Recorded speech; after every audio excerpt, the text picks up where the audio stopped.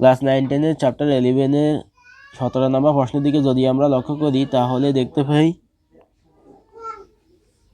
x by xa plus yb plus zc equal to y by ya plus zb plus x equal to z by za plus xb plus yc এবং x plus y plus z equal not 0 হলে দেখাও যে প্রতিটি অনুপাত 1 by a plus b plus c।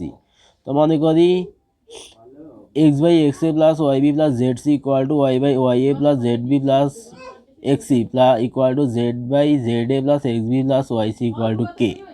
সুতরাং x equal to k into xa plus yb plus zc, y equal to k into ya plus zb plus xc, z equal to k into za plus xb plus yc। এখন এই তিনটা সমীকরণকে 1 2 3 নং হিসেবে দিলাম। তারপরে 1 যোগ 2 যোগ 3 অর্থাৎ তিনটা সমীকরণকে যোগ করব। এরপরে এই তিনটা সমীকরণ থেকে কে কমন নিব। তারপরে এরগুলো আলাদা, বিরগুলো আলাদা, সিরগুলো আলাদা করব।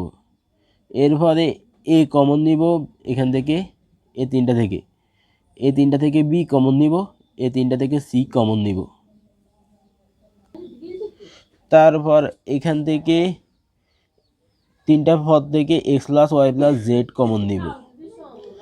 তাহলে x plus y plus z common নিলে k into a plus B plus c. উভয় পক্ষ থেকে x plus y plus z বাদ দিব, তাহলে 1 equal to k into a plus B plus C.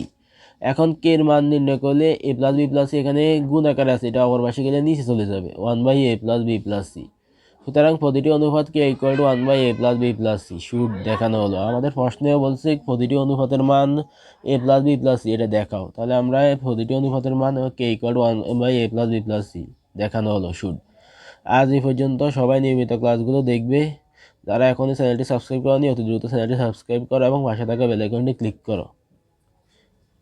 আল্লাহ হাফেজ।